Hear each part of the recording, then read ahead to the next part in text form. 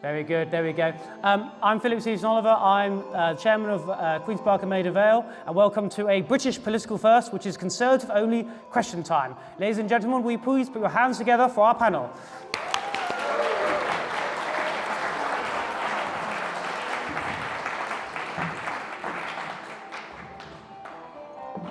There you go, don't forget, we put the fun into politics, the party into the Conservative Party. So to my furthest right, we have, in more ways than one, we have Mark Littlewood, the former chief press spokesman to the Liberal Democrats, but don't let that put you off. He is also formerly the director of the Institute of Economic Affairs and currently the director of Popular Conservatism. To my closest right, we have Professor David Starkey, Britain's most well-known television historian, as well as Britain's most leading intellectuals on the revival of British conservatism. To my closest left, we have the Right Honourable Johnny Mercer and former MP for Plymouth Moorview. Johnny is a former Minister for the State for Veterans Affairs, and before entering politics served as captain in the British Army. And finally, to my furthest left, we have Lord Gavin Barwell, former Chief of Staff to Prime Minister Theresa May. Gavin was the MP for Croydon South and has held numerous ministerial roles, including Minister for London and Minister for Housing. So the first question we're going to go to tonight is going to be Damien Chanil, if I'm correct. There we go. Edward, if you would like to go to this gentleman here, and Damien, if you could speak clearly into the microphone, and I will repeat the question out. Good evening, and thank you. My question is as follows. Is Reform the only true Conservative party in the United Kingdom? I'll repeat that out. Is Reform the only true Conservative party in the United Kingdom? Johnny Mercer? No, of course it's not. And the thing about Reform, right, is there's a lot you can sympathise with their policies that they talk about, because they represent a lot of frustrated voters that we've just encountered at the election, whether it's around immigration, where we singularly failed to fulfill our promises, as we did on a number of different issues. But if you pick away at some of their policies, which will inevitably happen once you start getting close to an election or anywhere near power, the stuff that's there passes a pretty thin examination after a while. And Nigel Farage, I know that he is, and I know Nigel, and I know he is charismatic, and he's great fun in the pub and all the rest of it. But the truth is, he wants to destroy the Conservative Party, right? And you've got to be clear-eyed about that. It's okay, I think we have to go through a period of deep reflection after the last 14 years, okay? Because certainly the last 2-3 years, okay, I was in government, I was in the cabinet, and then I went out on an election, right? And it was brutal. So we have to go through that real period of reflection. Ending up at Reform is not a sort of intellectual pathway that I think you can follow. If you want to vote, if people want to vote Reform, vote Labour, vote Lib Dem, it's fine, it's a free country, right? But the idea that we should come together because our values align, I don't think is the same thing. And that's partly because I think Reform represent themselves in a way that is attractive to hard-working voters in Plymouth, but I don't think necessarily represents their views. So, for example, everyone earning less than £20,000 don't pay income tax, fine. But what is that going to do to public services in places like Plymouth, where 32% of jobs are linked to public services? Absolutely decimate them, right? So for working people, it's going to absolutely shaft them. But it's also our fault, because we haven't listened. Well, we have listened, we just haven't done what we said we would do to some of the core values that we align ourselves with. Whether it's something around welfare, whether it's around immigration, for my part, whether it's around defence, whether it's around veterans. I mean, we got there in the end in veterans, but I was satisfied. Sorry, we've now got a very clear example of why Reform exists. I'm sorry. I'm so sorry, I hadn't finished. And it really is exactly why Reform exists. The answer you've just given now, the verbiage, the lack of focus, the lack of sense, the lack of content. That is why Reform exists. And until we understand this, we will fail. So we've got the answer, forgive me coming in at this point, the answer that we should be giving is Reform only exists because we stopped being conservative. It's extremely simple.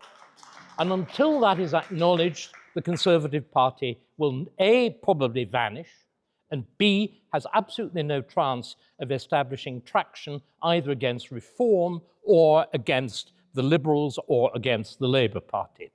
The second thing is the issue of policy. So there's the objective fact of why reform has lurched to, in the election, to 18, and then now pushing, remember, consistently round about 25%.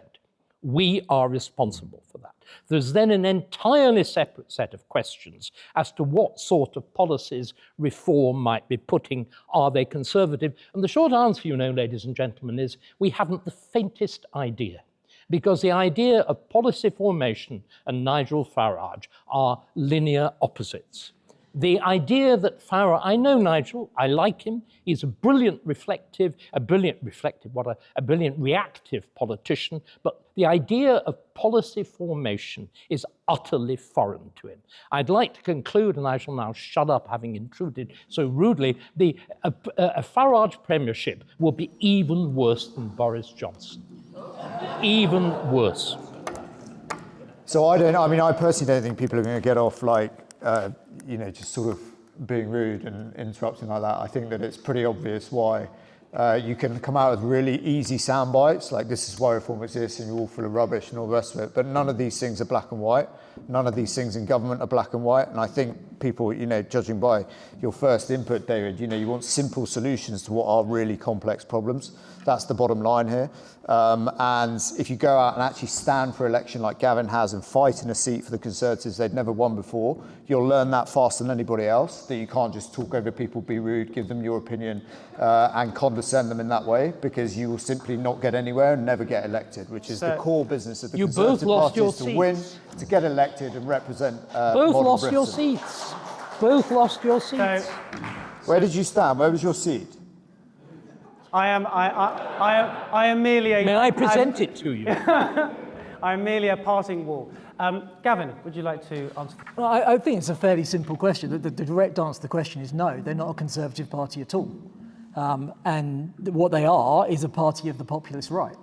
And I found myself in a strange position of agreeing with at least a bit of what David said, which I didn't think I would be tonight. But they're not a sort of detailed policy formation party. What they're about is reflecting back populist anger at some of the issues in this country. And Johnny's right. I think the primary thing, there are others, but the primary thing is the complete failure of the last period of Conservative government on immigration. I wasn't in favour of leaving the EU, but Leave won the referendum. The people that ran the Leave campaign said we were going to take back control of our borders, and Boris Johnson proceeded to introduce an immigration system that quadrupled net migration to this country. So it's not surprising that people are angry. But the simple answer to your question is that reform are feeding off that anger and are a populist movement. They're not a Conservative Party. And if you wanted one issue, which I think demonstrates that crystal clear, it's Farage and many of his fellow travellers' attitude to Ukraine and to Russia, where they're not taking a remotely conservative position at all. So they're a big, what David said is true, they're a big threat to the Conservative Party. We are facing an existential threat right now because of the division. I mean, Nigel Farage is Keir Starmer's best gift. Keir Starmer only got 34% at the last election. That's the same share of the vote that Jeremy Corbyn got in what was a disaster for Labour in 2019. Why is Keir Starmer Prime Minister with a huge majority? Because reform split the anti-Labour vote, and that's why we've ended up in the situation we're in. So are they a threat? Yes. Are they on the right of politics? Broadly, yes. But are they conservative? Absolutely not. Mark Littlewood.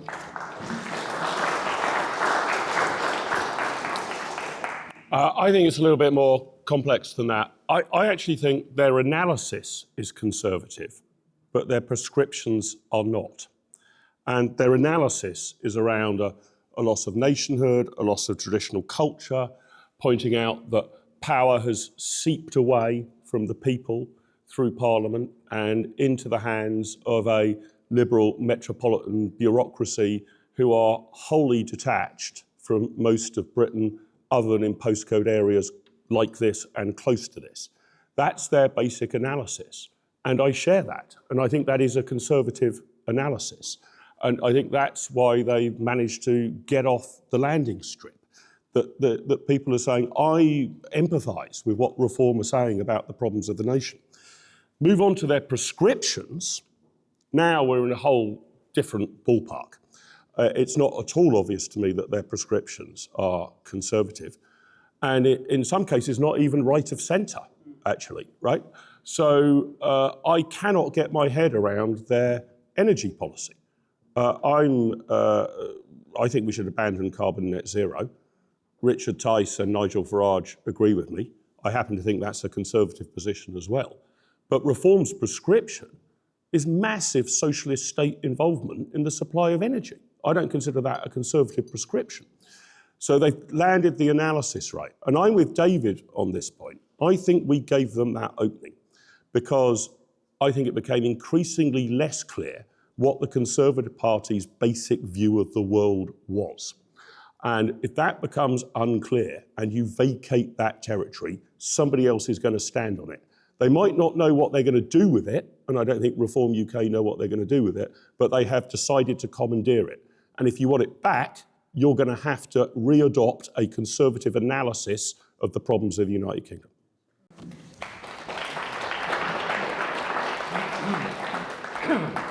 So, out of interest regarding this panel, so do we all broadly then agree in a sense that reform isn't Conservative, but it's more, it's as a result, its creation is a failure of us in government? I agree with that, yeah.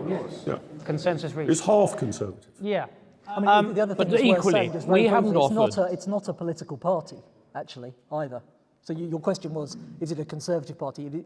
It's not just that it's not Conservative, it's not actually legally a political party. That's true as well. That's true as well. Yeah. But sorry, what we are having a debate about something that we don't know the answer to, which is what do we mean by conservatism, which classically the Conservative Party has not answered since at least Margaret Thatcher. Margaret Thatcher presented conservatism as essentially free market economics. What then happened was a complete revolution of a different kind, starting in 1997, in which we replaced the traditional structures of our politics, the traditional structures of our judiciary, the traditional relationship of the civil service to Parliament and everything else, with a totally alien structure, which Conservatives brought into. The catastrophe is the decision of first Cameron and then Theresa May to buy essentially into Tony Blair's settlement. Tony Blair's settlement was deliberately anti-conservative. It was deliberately designed to make the operations of a proper Conservative government impossible. And because we have not repealed its principal features, we've been unable to do anything conservative. You cannot be a Conservative and believe in universal human rights. You simply cannot. It is very simple. You cannot. It is an absurdity. The thing is, David, you think that people like me are the reason we're in this position, right? I actually think it's the other way around, because we have this conversation at a really high level about conservatism and free market economics. And yet the people who, and I understand the secondary and tertiary effects of that, I'm sure Mark will come on to, but if you go and ask people who voted for me in Plymouth, 60% of them voted for me in a Labour city that never voted Conservative before. Okay, and they didn't vote for me because of free market economics. They voted for me for lots of different reasons, but I'd venture to suggest some of them were the fact that in a deprived community where jobs are poor and life chances are poor, actually, if you halve the unemployment rate, and more people are in jobs, and more families and more dads and more mums are in jobs, and their kids are going to better schools, they're going to think that voting Conservative improves their life. And it's a transactional thing. It's not a high-minded thing around free market economics. It's about what can I get? What am I going to get for voting Conservative? The truth is, by the time we left, 85% of schools in Plymouth were good or outstanding. It was 30% when I started. But Johnny, there are lots of different reasons for it. It's not just about the theory of high-minded economics. I think you're completely correct that very few people go into the polling station with a developed view on what Magna Carta means today, right? That's not how they vote. And no doubt, a good number of people vote entirely transactionally. You know, will my taxes be higher or lower? Will my public services be better or worse? But a good number of people, and an increasing number of people, vote on what you might call a gut instinct about whether you share the vision and approach of the particular party.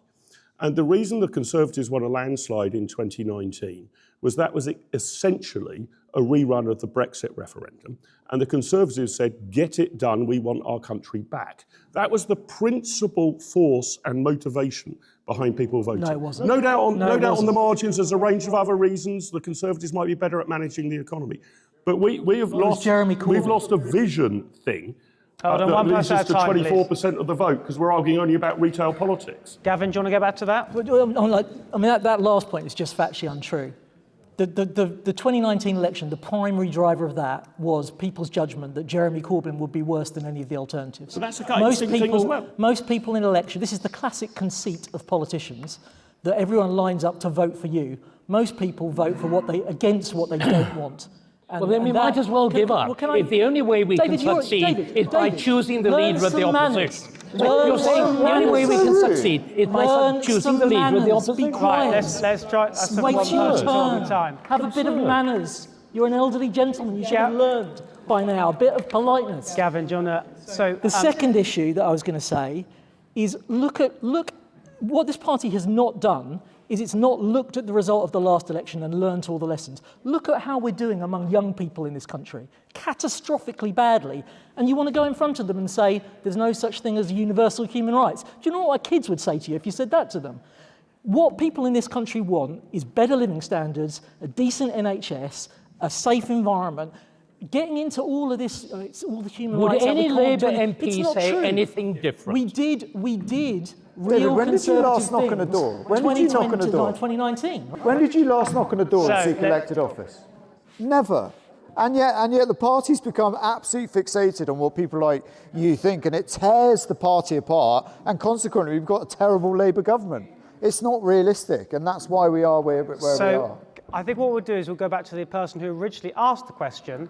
Edward, would you please go to Damien?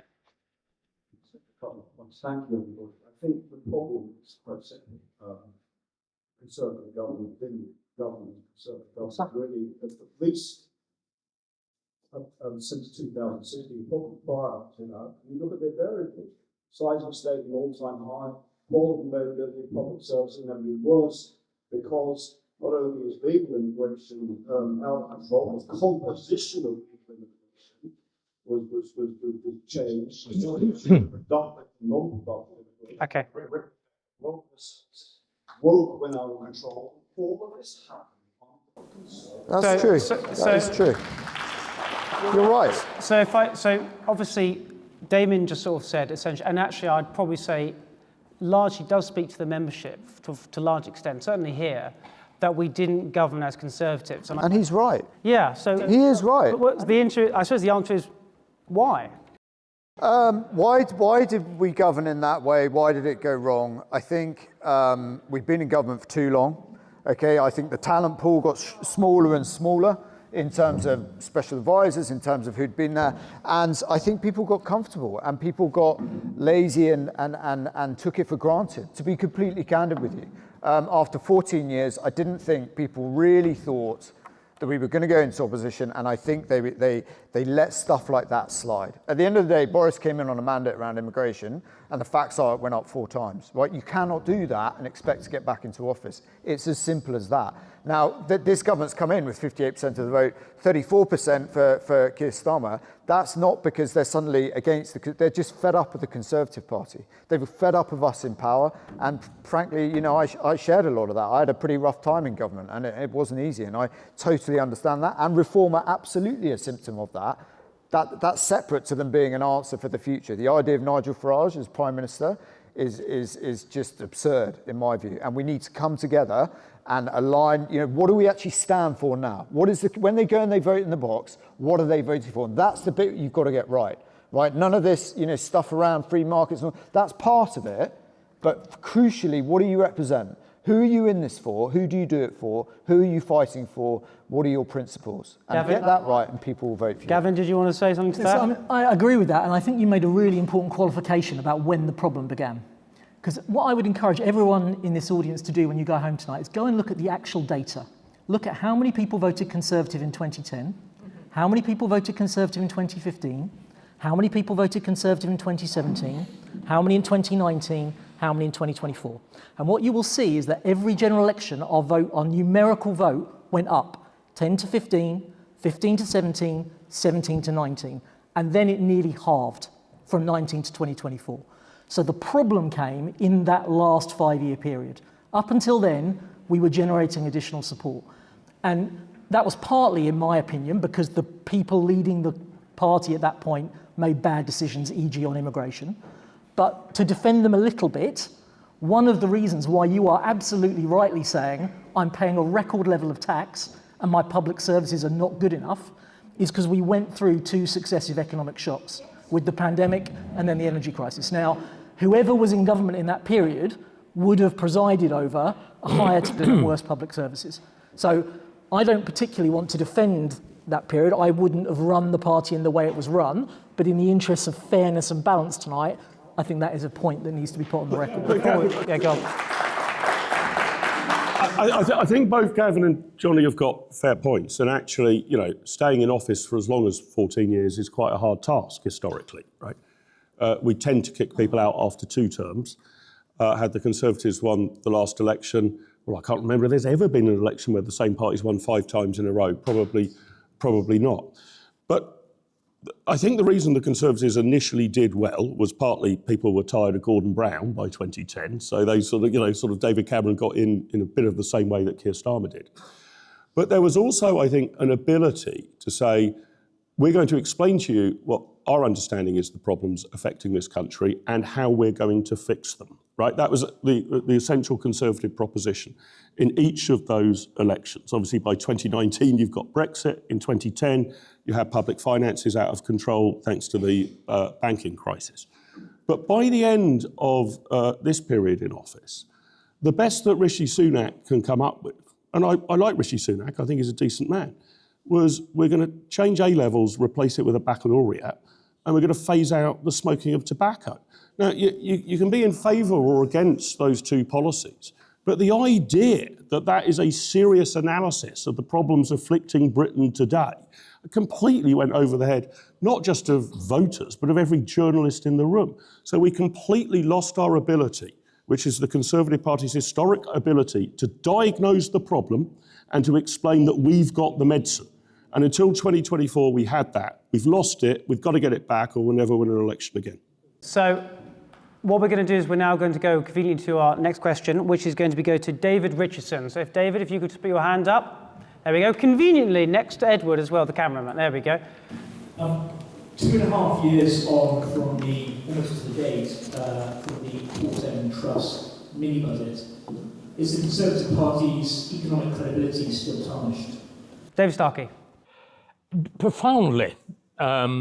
Quite simply, that what Liz Truss did was the most unforgivable thing, which was to do the right thing wrongly. This is the catastrophe. And every time she stands up and says something basically sensible, people say lettuce, and a good idea is destroyed. But the problem is, until we start offering a real explanation of why Liz Truss was right, we will continue to lose. And I'm sorry, I've been harsh, and I would very much admit it. But the Conservative Party has suffered from a terrible excess of well-meaningness. Our entire country is ridden with niceness, with a false politeness, and ladies and gentlemen, we are on the most unbelievably tough and unforgiving times. And what Liz Truss tried to do was to do something serious and radical.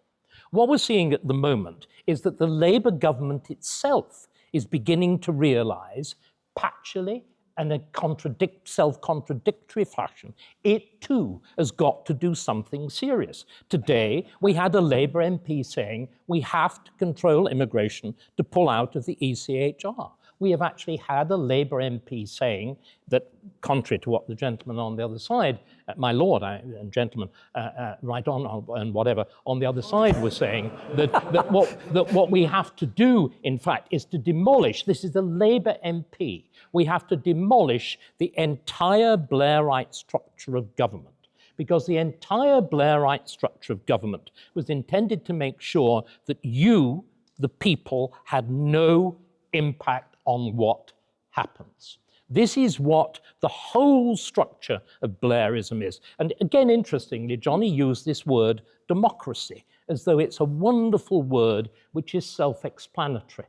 And there's another wicked word called populism. If one knows anything about the classics, populism comes from the Latin for people, and democracy comes from the Greek for people. They mean, or used to mean, exactly the same thing, except those on that side of the table and the people they followed, which is the Blairite left, have redefined democracy to mean the protection of minorities.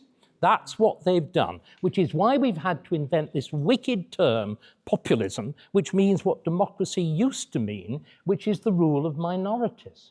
And until we tackle the problems of language, as well as the problems of economics, which was Liz Truss was trying to do, we will go round in circles. But the most striking thing is we've now got people on the left raising the same questions that Liz Truss did. Again, the left is now starting to question the OBR, the extraordinary institution which we invented, this thing that second guesses the operations of the Chancellor. They're realizing they've a totally incoherent structure of government. We are silent as a party on this. The only person saying anything serious on it, who is a politician, is Robert Jenrick. We've lost the public debate.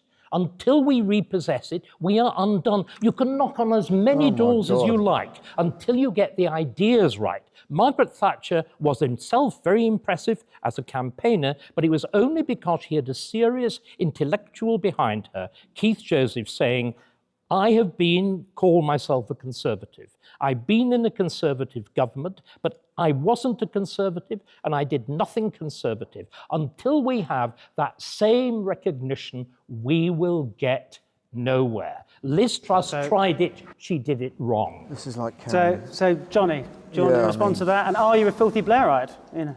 I feel like I'm sort of, no. No, I'm not a Blairite. You know, you can say we did nothing conservative in the last 5 years. Obviously, that's not the case. It takes conservative principles, for example, to think that those who served our country in Northern Ireland should not be hounded by Sinn Féin and Gerry Adams for the rest of their lives, and actually do something about it and stand up against, you know, a violent rhetoric from some quarters. And actually introduce a law to protect them so they can live out their old age in dignity. That is a conservative principle. Just to go back to the question, but is our economic credibility still tarnished? And I suppose really, what do we do about it? I think you know, when we left government, the economy was growing, wasn't it? And it's not now. So I think people still have that in their mind, that actually the Conservatives can run the economy in a more functional and a better manner for working people across the UK. But look, there was serious damage done by that particular period, and I know that because I was there and was campaigning around the time. There was serious damage done, and you know, I think it was always going to be very hard to recover from that period. Gavin Barwell? Yes, huge damage. Don't take my word for it. If you go and look at the rolling average of the opinion polls, and you look for the last 30 years, there has never been any event that has caused such a dramatic shift in voting intention as that mini budget. So it did profound damage to reputations of our party. And I would say one of the reasons it was so damaging is that, in my experience, economic competence is the pillar on which the entire Conservative Party's electoral appeal is built. When I was an MP, my seat was a marginal seat, always has been a marginal seat in my lifetime. And I would quite often get people on the doorstep who would say to me, I don't like your party very much, but I still vote for you. And I vote for you because, although I don't think your hearts are always in the right place, you're the people that run things well. And that mini budget attacked that absolutely core pillar on which our entire electoral appeal had been built. I think I know what David, I disagree with what David said, but I think I know what he actually meant by it. So he said Liz was trying to do the right things wrongly. And I think it's really important that we have a debate about that, because I think Liz Truss was trying to do some of the right things and some very wrong things. And I think we have to be clear about that. So I watched that mini budget with one of the big company, I was in the office of one of the big global businesses that I work for. The people that were in the room with me were all people who are way above the top rate of income tax threshold. In the middle of a cost of living crisis, to give a tax break to the wealthiest people in the country when millions of people in this country were struggling to make ends meet is morally unforgivable. And I am in favour of cutting higher tax rates on higher earners. I think we do need to do that longer term to make the country competitive. But there is an issue about what it says about your values, that at a time when lots of the people I used to represent were struggling to put food in front of their children, a Conservative government would prioritise tax cutting for the wealthiest people. And the second thing, let me just make one more point, because I want to say what I agree with that she was trying to do. The second point is, I'm all in favour of tax cuts. They should not be paid for by borrowing more money. They should be paid for by cutting back the size of the state. What I think David was referring to, which I do agree with, is that actually there was a really interesting Liz Truss agenda about supply side reform, about trying to make our economy more competitive. I am 100% behind that. When I was Housing and Planning Minister, I tried to deregulate the planning system. I would personally have liked to have gone further. And we never got to hear that bit of the agenda because the mistakes that were made in the mini budget crashed the whole project. So it was a massive blow to our reputation. And if we go around trying to pretend it was all a good idea, we are never going to get back into government. Well, I'm delighted that this question has come up because although Philip's been assiduous in ensuring that none of us had foresight of the questions, this was the topic of my 2-hour lunch earlier today on the mini budget and I had a very interesting discussion about it with my companion, and we reached slightly different conclusions. I should say, for full disclosure, my lunch companion was Liz Truss. So she might have reached slightly different conclusions to me. I actually think it's really interesting to understand everything that happened here, and a million things go wrong. And some of those might be Liz Truss's fault. Some I think are not. The behaviour of the Bank of England, I thought, was appalling at the time, and have now in their own report, their own internal report, accepted that the market crash was 2/3 their fault and only 1/3 the government's.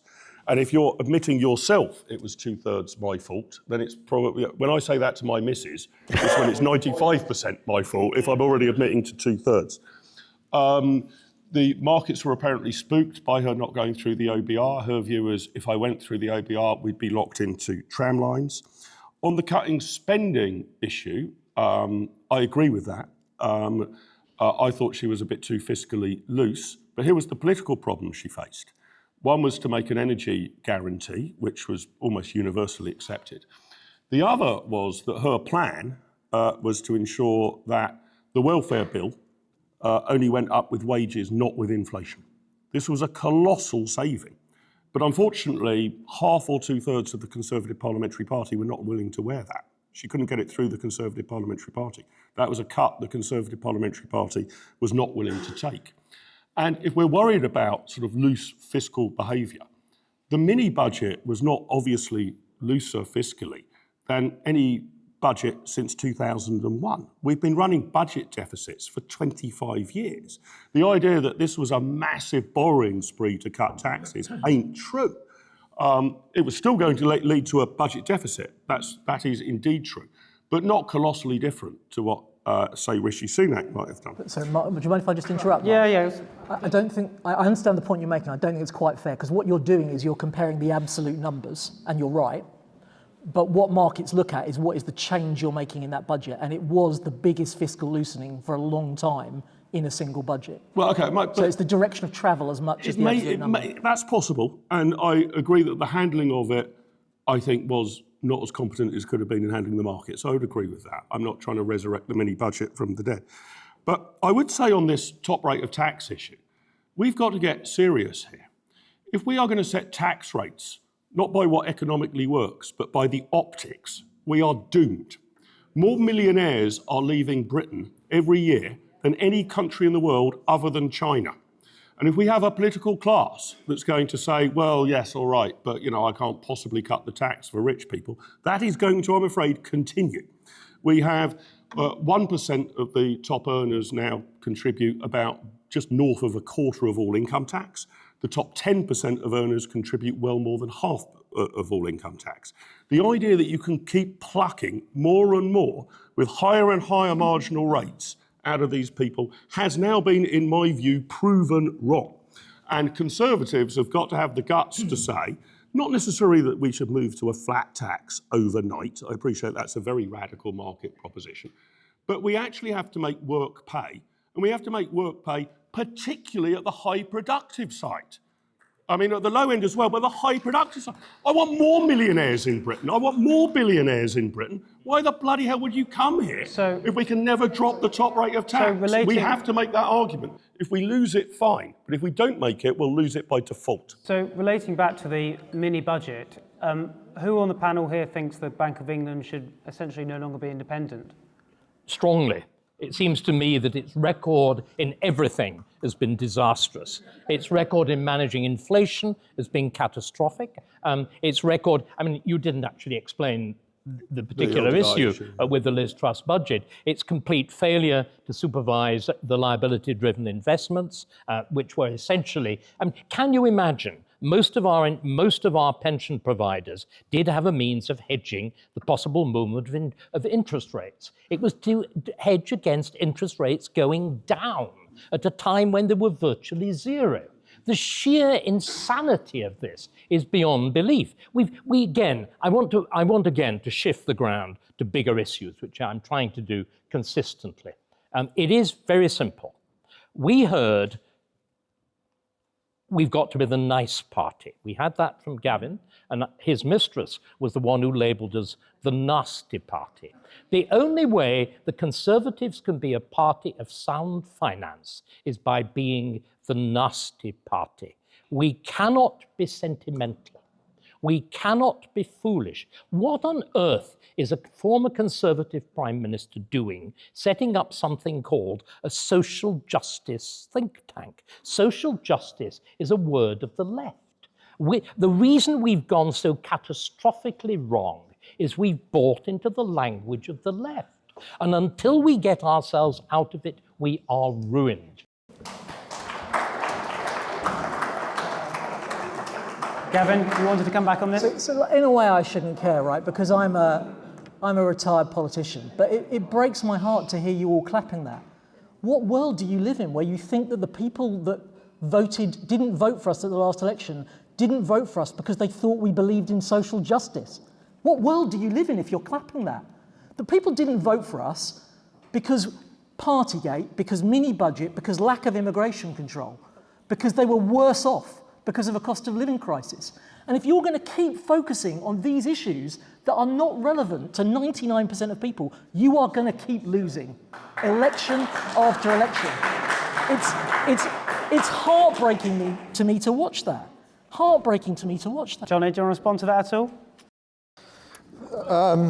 No, not really. Hold on. No one from the audience. No. I agree.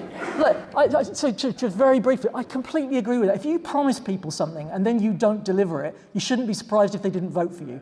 What I'm saying to you, so that you and I are really clear about this, is if you go into an election saying, I don't believe in human rights and I'm nasty, don't be surprised if lots of people don't vote for you, if that's your platform. So what we'll do is we'll just have a quick response from Johnny, and then we'll go on to the next question. Look, I don't have much to say on this. I think, you can see this is why we are where we are if you look at this panel now, right? Because clearly this is a right, centre-right country, right, where we all roughly believe in this, in the same things, right? But because elements of our party have become so kind of rude and divisive, there is no place that in British people's hearts for divided parties who are that unpleasant to each other. And that's the reality of it. So, we come from very different parts of the party, right? But a lot of the principles of what he says are absolutely correct, and I follow them through. Same as Gavin. But the problem is this idea that you're not in the Conservative Party if you believe in social justice is absolutely absurd. And this is why, in my mind, there's always this big divide between those who actually get their hands dirty, go and stand in difficult seats, right, where we haven't had the Conservative Party before, and go out and try and win people for the Conservative Party and win the country and win the election, and those who are pretty high-minded about the whole thing, pontificate about it all the time, and that's our Achilles heel. We have to work together, and we've got to be nicer to each other, and I just don't see that. So quickly for Mark, and then we'll go to a new question. Just very quickly, obviously you need a coalition to win, right? There's no doubt about that. Trump built quite an impressive coalition involving people who were not obviously Republicans to win the last presidential election. But where I'm at odds slightly with what Johnny and Gavin are saying, although I think a record for economic competence is helpful, is I think underlying it all is you are not going to win an election with just convincing retail propositions over and over again. You need to have them, but you need to have a wider vision of the country. And my fear for the Conservative Party is this, that broadly what held the coalition together between, let's say, the 1960s and 2000-ish, maybe into the 2010s, was that there was a unity on the key and salient issues of the day. For example, support for NATO and opposition to the Soviet Union, a general pro-business, pro-capitalist, sound money approach. These were the major issues of the day.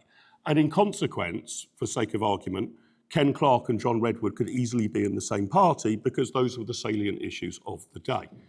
The salient issues now in 2025 are rather different. There are obviously some geopolitical ones. But where do you stand on carbon net zero and climate change? This is a massive issue.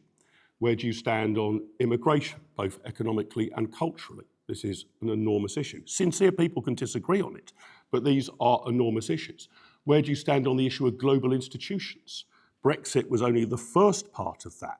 Do you actually, do you think the World Economic Forum is broadly a good thing or a bad thing? Do you think the WTO is broadly a good thing or a bad thing? Do you think the World Health Organization is broadly a good thing or a bad thing? Global institutions against nation states. These are now the big issues. And welfare. Welfare possibly. Welfareism. But the point is that if these are the big issues of the day, does the old Conservative coalition still hang together? Now, sincere people can disagree on these issues. That's fine. But you actually need to be able to agree on the top 2, 3, 4 issues of the day broadly in order to have a united party. And that's going to be quite a struggle for the Conservatives. And therefore, I actually welcome events like this where we can have these internal arguments about the new issues we face in 2025, which are very different to the coalition that kept us together in 1975. So speaking of Mr. Trump, we're going to go on to a question to Adam Green. Adam Green, if you'd like to put your hands up. There we go. Please wait for the microphone to come to you.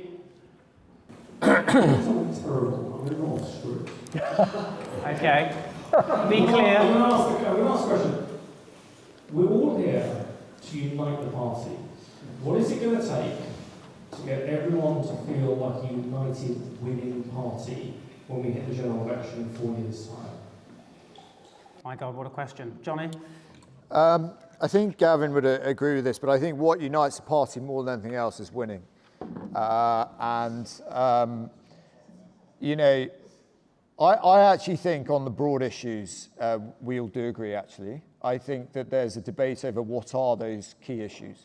So I would slightly push back against the idea, no one raised the WTO or the World Health Organization with me on the doors, right? For me, that falls into the kind of high-minded Twitter sphere that just was not raised to me, and I don't have a view on that. What I do have a view on is that our independence, is on the nuclear deterrent, on defence, on health, on good social housing for those who need it, on all these other different parts that we are aligned on, right? We believe in a smaller state. We believe in lower taxes. We believe in giving a ladder up to people, not a handout, right? We believe in creating jobs as a way out of poverty. We this idea that we're anti-social justice is ridiculous, right? We believe fervently in social justice. We just believe in doing it in a way that empowers individuals to take responsibility for themselves. That's why we're in the Conservative Party. So for me, those are the core issues. issues that we believe in, right? And whether you're in the WTO or the World Health Organization, whatever, those are not the core issues in my experience of being on frontline politics of the last 10 years.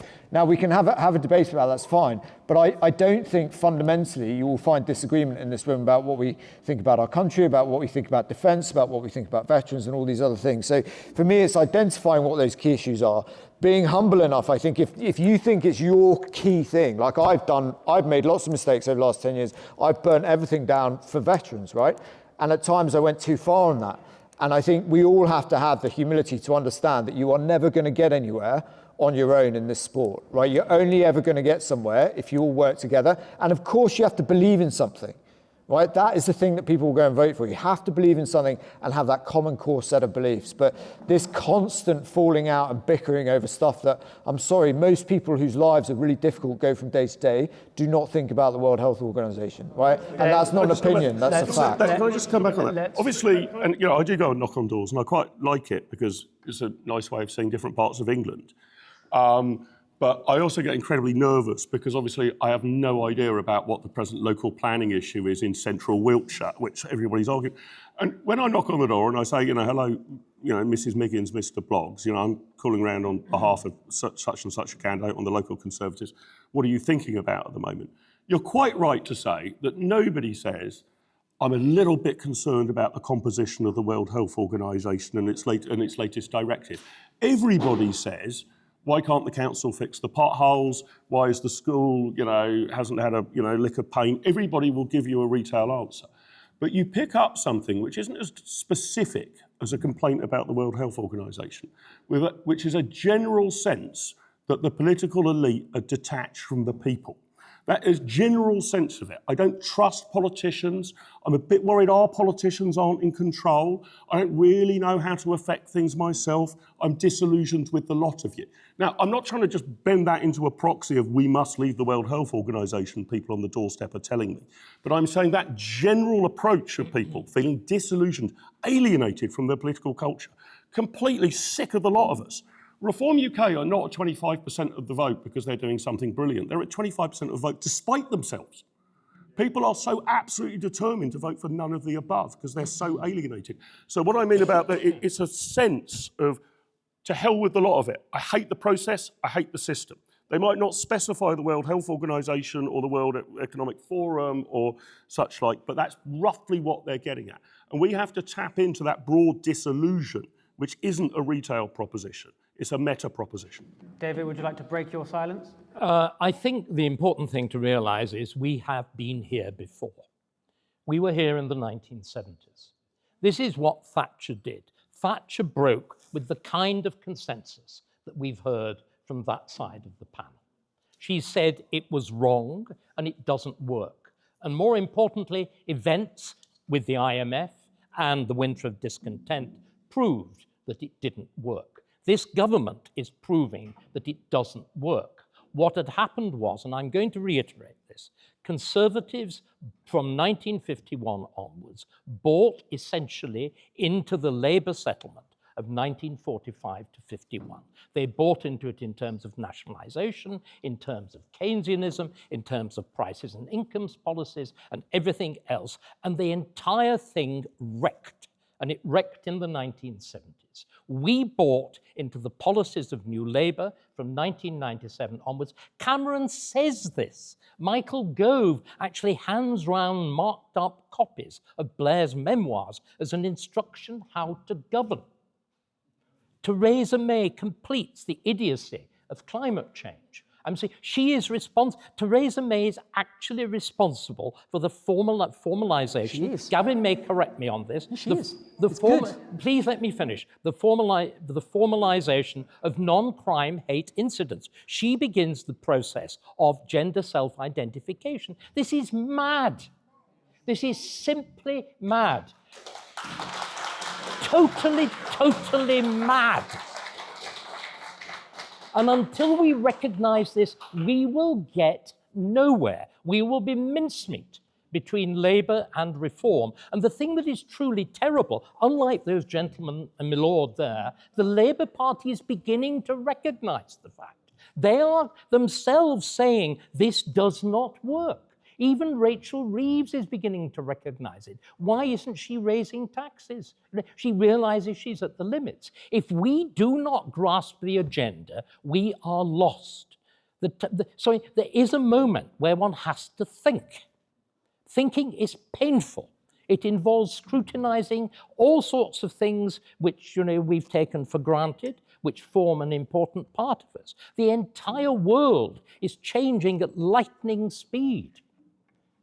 Not simply because of America. The entire structure of international relations is collapsing, and we've got nothing better to do than do performative Churchill.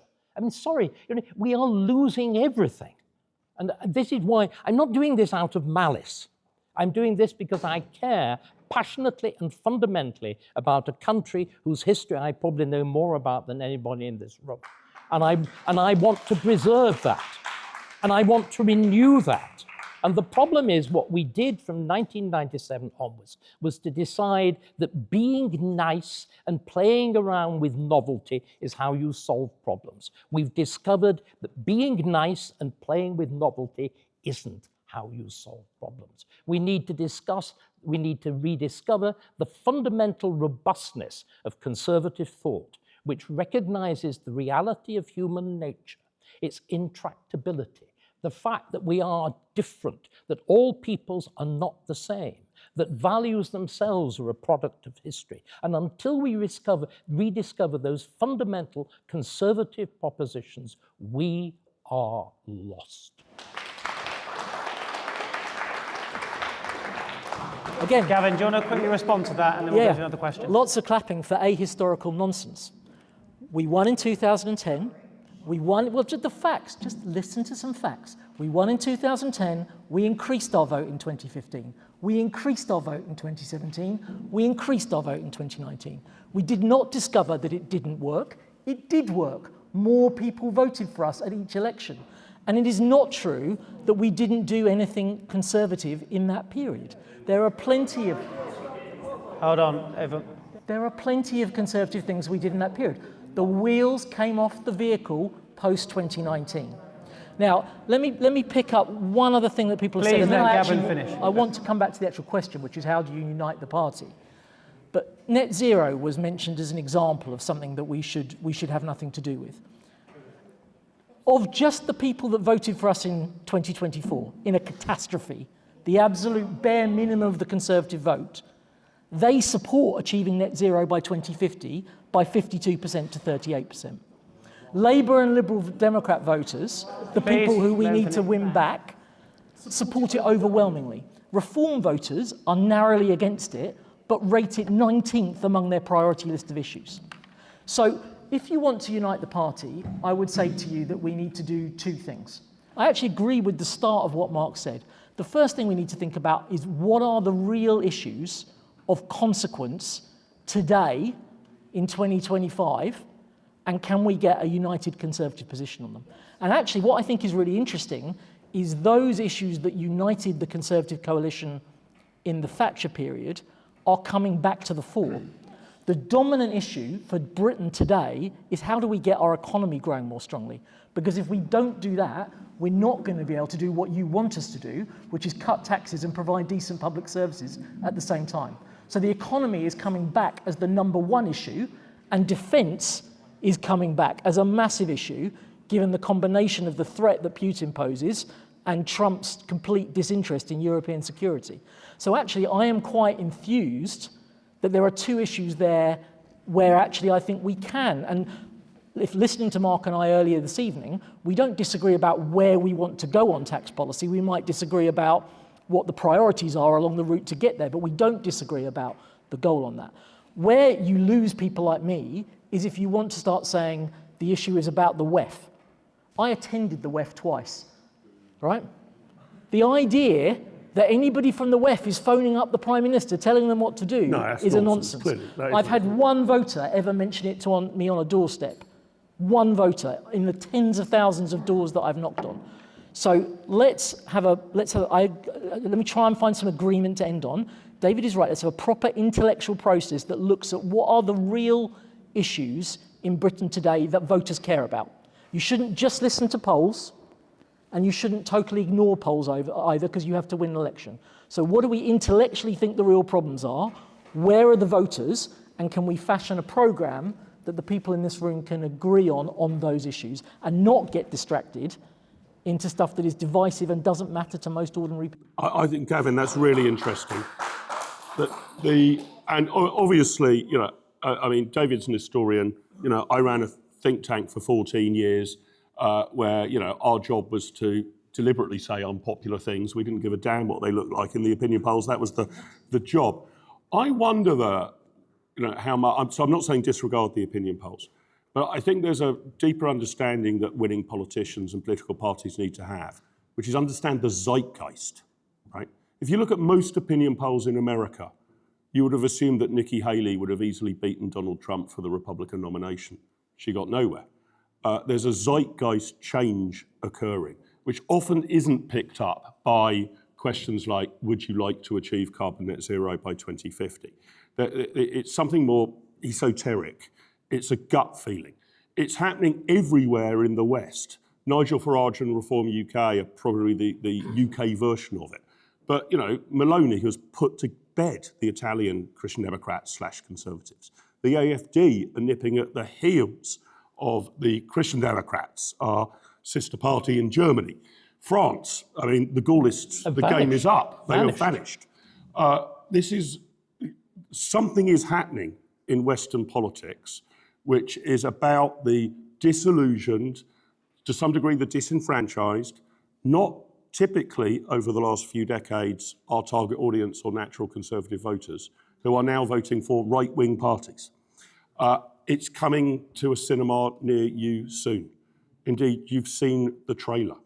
And I think the challenge for the Conservative Party is to capture that zeitgeist. It's a difficult thing. It can't be done on an opinion poll, but it's to be in tune with the mood of the nation, not in tune with the latest Ipsos Mori opinion poll on a particular retail policy.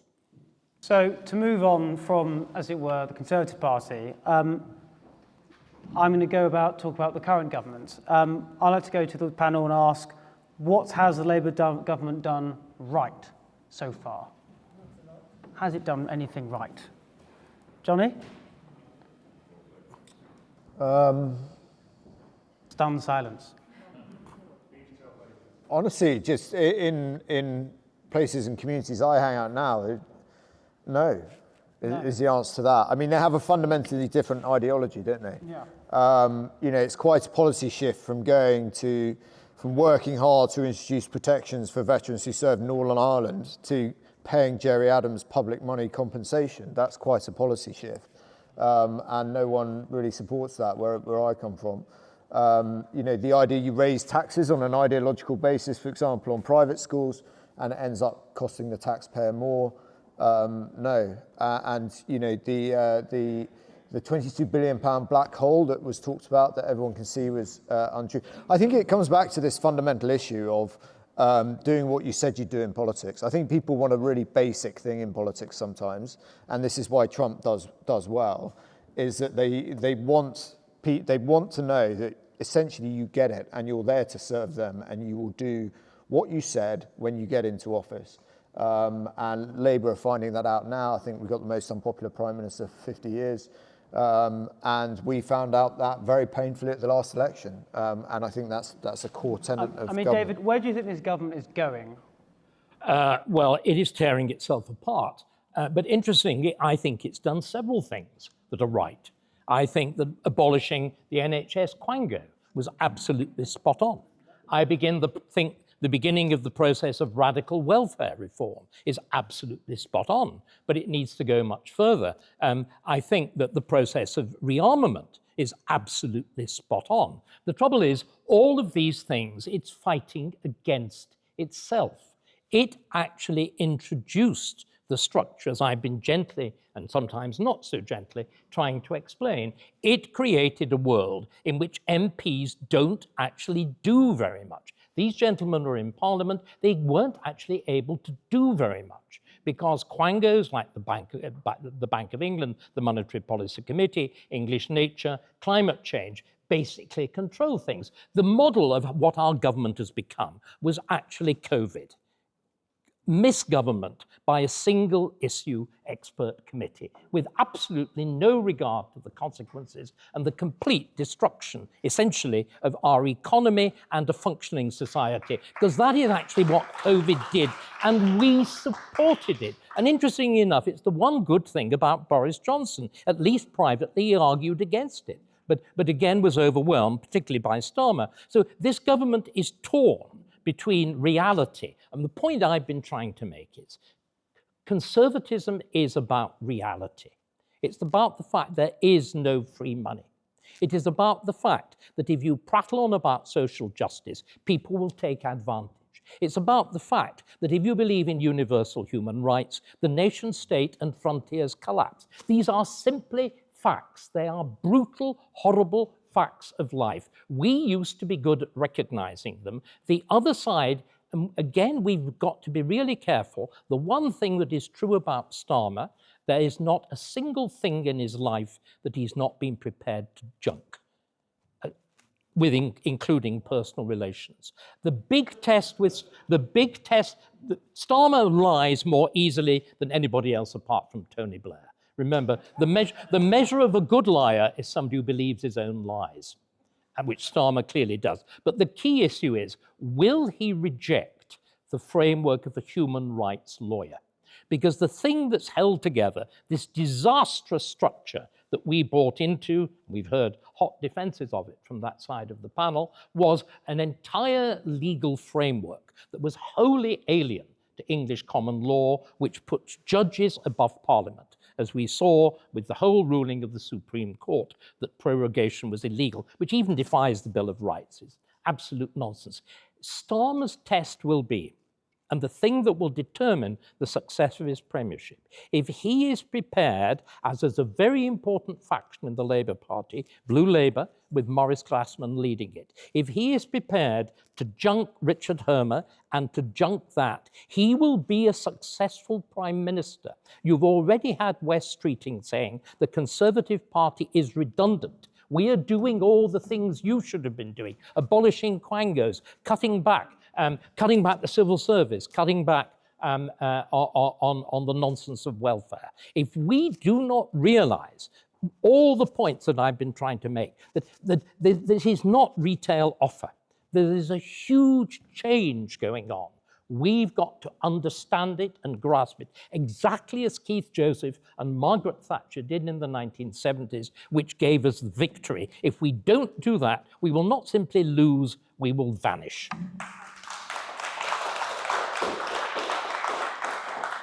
I suppose, Gavin, a few things really. One, obviously you were minister for a very long time and in several different departments. Did you find that the quangos held you back? And I suppose actually, one of the things we've, I think, spoken about on this panel quite a bit is that the Labour Party is currently doing quite a few things that you'd expect Conservatives to do, and yet the Conservative Party, by the sounds of it, was doing quite a few things that you'd expect the Labour government to do. So do you not think that might also be leading to that kind of fracture in trust in politics? So I think with Labour, I think they started as quite a centre-left government. I think if you look at the budget, big increase in state spending funded by a big increase in taxation and a big increase in borrowing. And they've been forced into a more centre-right configuration since Christmas because the economy is not growing, it's existential for them. You're going to find out tomorrow what the cost is of the economy not growing in terms of her being forced into painful decisions. So we've now got a government that's cutting overseas aid spending, using it to fund defence spending. We've got a government that's abolishing quangos. I agree with David on that point. I think getting rid of NHS England is exactly the right thing to do, and I hope they do that with some more of these quangos. And you've got a government that is deregulating quite a bit. If I were going to pick, coming back to the original question, if I were going to pick one thing where I think they've done absolutely the right thing, it would be planning, where they've unwound a lot of the restrictions in the system that Boris Johnson put in. They've gone back to when I was Minister for Housing and Saj was Secretary of State, requiring councils to release enough land. The Planning and Infrastructure Bill is going to significantly help in a number of regards. So it's a little bit, maybe Mark would agree, some of what Liz was planning to do on the planning front. So I think you've always got to recognise with your political opponents, most of what they do we would disagree with very strongly and have strong objection to, but it doesn't mean that they don't get some things right. And in particular, at the moment, they've moved from this kind of secure-economics that Rachel Reeves was talking about before the election into a much more market-aligned approach to economy. And they've been forced to, I don't think that's what she privately believes, but she's been pushed into that because she's desperate to try and get some growth in the economy. So we've probably got about 10 minutes left, so we're going to try and let's have a few sort of quicker questions. I suppose one of the ones that I'm interested in from the whole panel is who would you have voted for in the US presidential elections and why? I voted for Trump. I have to say it's a binary choice, right? So I had quite a lot of discussions whilst the primary process of rolling out about, who's your ideal Republican candidate going to be. And I can think of Republican candidates that might have been would have carried favour with me more than Donald Trump. But in a choice between Harris and Trump, unambiguously Trump. And although I do not like everything he's done, I like quite a lot of the things he's done, certainly on internal policy. And I think there's quite a bit of it that we need to hit Control-C, Control-V on our computer and replicate it here. A UK version of Doge is urgently needed. And whilst David and Gavin were right, I think, to praise the Labour government for getting rid of NHS England, this needs to be done in a methodical and brutal fashion. And I think we need to take more than a few leaves out of Elon Musk's playbook and apply them to the sprawling Whitehall bureaucracy that is choking off growth and enterprise in Britain. Johnny, you don't have a vote, but if you did? I honestly don't know. I mean, Gavin may have a view. Well, I would not have wanted to vote for either of them. If it was a compulsory voting system, I would have reluctantly voted for Harris. I don't see how anybody who calls themselves a conservative could have voted for Donald Trump. This is somebody who tried to steal an election. I mean, the evidence is overwhelming. I actually went on, some of you may listen to Jacob Rees-Mogg. If we could be quiet, please. Some of you may listen to Jacob Rees-Mogg's show on LBC, and I went on that show to debate Donald Trump with him before the election. And Jacob told me all this talk of tariffs was nonsense. Donald Trump was really a free trader. And he told me all these people that were scaremongering that he wouldn't support Ukraine were talking nonsense. Yesterday, we had the person that he has appointed as the envoy to Russia say that Putin is not a bad guy.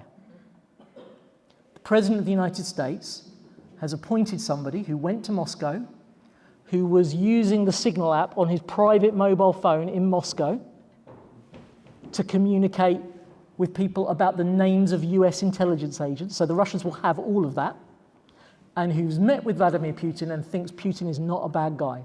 And everybody in this room saw how Donald Trump treated President Zelensky in the Oval Office. No one who is a conservative can defend the attacks on free trade, the treatment of a sovereign nation whose sole crime is to try and defend its territorial integrity, and the attempt to steal the result of the election. So I am not a fan of Kamala Harris at all. Yeah, I wouldn't have wanted to vote for her, but I wouldn't have voted for him. David? I'm very puzzled at the thought that a conservative necessarily defends free trade. I thought that was the issue that split the Conservative Party for most of the 19th century and the beginning of the 20th. Well, I became a conservative under Margaret Thatcher. I think it's also very important. It's also very important to recognise that there has been a vast change in international relations, and we've been living in a dream world.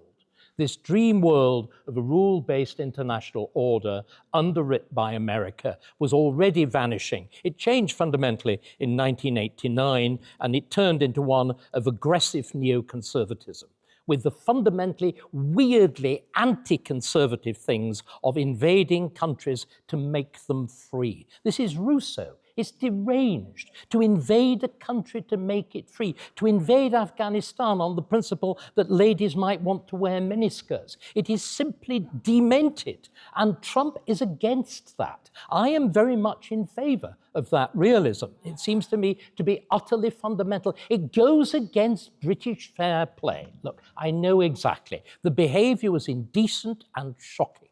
but one has to hold one's nose. As I would remind you, Keir Starmer has held his nose very competently. But the more important thing is, what does Donald Trump tell us?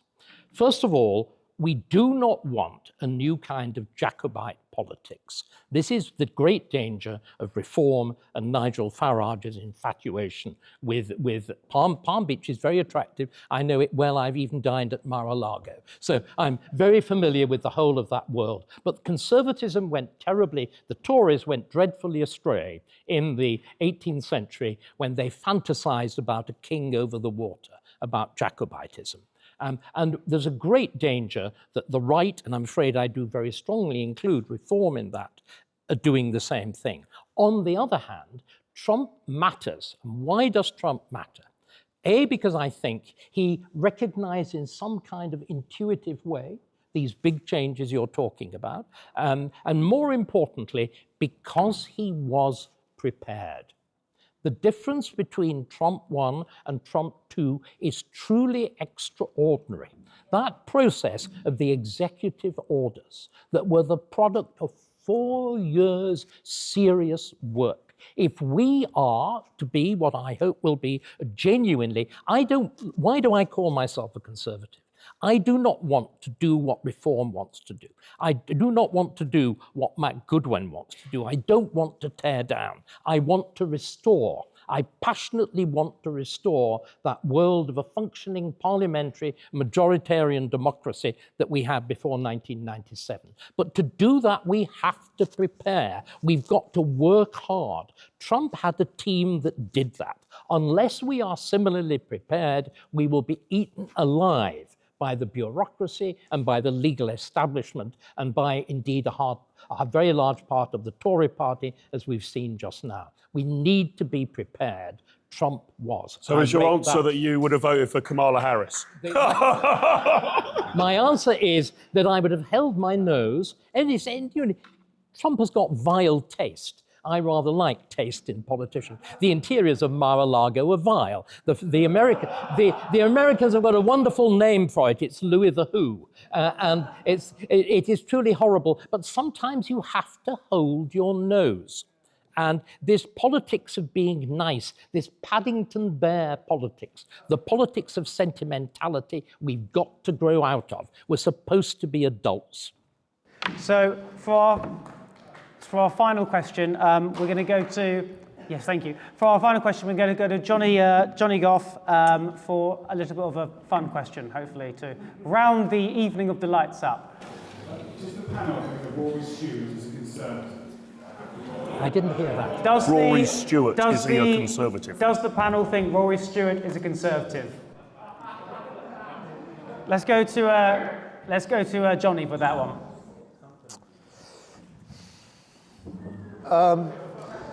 I think that Rory's a complex individual, but you got to be. I think part of the problem is we've got to be really careful around this binary. Is he not? Are we? Is this conservative? Is that not conservative? Right? Because what we're trying to build here is a political movement, is a team, right? And people will say some of the things I have said or not said or whatever. You can't possibly be a conservative and think that. For as long as you go down that rabbit hole, you are never going to build a team that is ever going to get back to power. And the answers are not binary. Elements of what Rory Stewart believes in are conservative, absolutely. And elements of some of the things he believes in, I fundamentally disagree with. But to say, as a binary question, is he a conservative or not? I see these commentators in the public domain who say, who would like to think that they are the kind of bastions of conservatism, but they are all self-appointed. Okay, they're not. The conservatism, the way we've always done it, is we have these core beliefs, but we match them to the moment and we match them to a modern world, and we adapt with the challenges as they come in. And I think if we fail to do that, we won't get in. So I wouldn't answer that question whether he is or he isn't a conservative. I think Rory did some good work when he was a member of Parliament. He's now he's got a different career, and he's not in the Conservative Party, I don't think. But in some ways, it doesn't really matter because it's what we represent as a broad church, as a team. If we want to be fundamentalists, that's absolutely fine, but we will never get elected and we will never get back into power. Gavin, you must have worked with Rory a lot in government. So he's a friend of mine. So I would answer the question in two ways. I would say the defining feature of political parties that lose elections is they obsess about who's not in their tribe. And they concentrate on trying to chuck people out because they're not ideologically pure enough. And that is the route to losing elections. A little bit like the recent row we've had about whether Rishi Sunak is English or not, I broadly take the view that people choose themselves what they are. And so if Rory Stewart was sitting here in front of you and said that he still felt he was a Conservative, then I think he is a Conservative. And if he doesn't, and I think probably he doesn't feel that now, then he's not. But I don't think it's for me or you or anyone in the audience to tell him what he is. That's up for him to decide. Well, it's interesting you raised the Rishi Sunak question. I was asked about, is Rishi Sunak English? And I said, A, I don't know, and B, I don't care. And it's certainly true that in any electoral proposition that can win an election, such as a form a majority government, needs to, not be picky about who might be voting for it. I went to university with Rory Stewart. He was in the same college as me. He's exactly my age. And I probably spent more time with him back then than I did now. At that time, he was an active member of the Oxford University Labour Club. But in fairness, I was an active member of the Oxford University Liberal Club. So we have possibly both overcome our sins. I don't really know whether he is or whether he isn't. In terms of we mustn't have fundamentalists, that's true. We are not going to win a general election or form a government or be fit to lead the country if you have to pass some purity test before you're allowed to put your cross in the Conservative box. The Conservatives can't be a fundamentalist party, but the Conservatives do need to be a party that get the fundamentals right. That is a bit different to being a fundamentalist. And I would say that the great mission of the Conservative Party now is to unwind a lot of the unsensible things and harmful things that have been done over the past 25 years and to restore our constitutional status to about what it was in 1997. I'm not a techie, but if my computer's broken, if you switch it off and switch it on again, it usually works. And occasionally, you have to put in a date to where you wish to reboot it. I'd like to reboot us to April 1997. And I think that would do considerably more good than harm. I think that would get the country back onto the right path. I think that probably needs to be the central mission of the Conservative movement. And I would like to think Rory Stewart would agree with me. But whether he does or he doesn't, I don't know and probably don't care.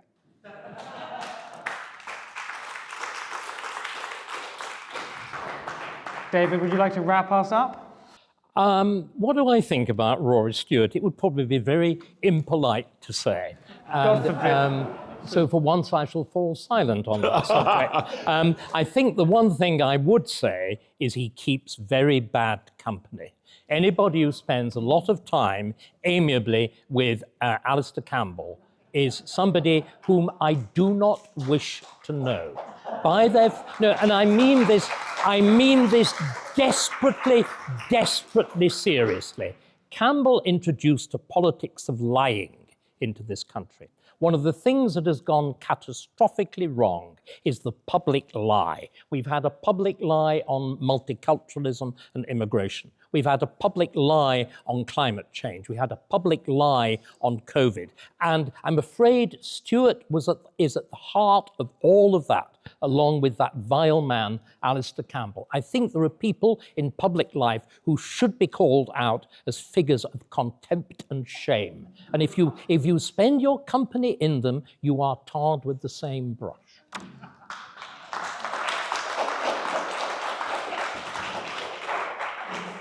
Well, ladies and gentlemen, on that almost national consensual end, I'd like to thank everyone on our panel.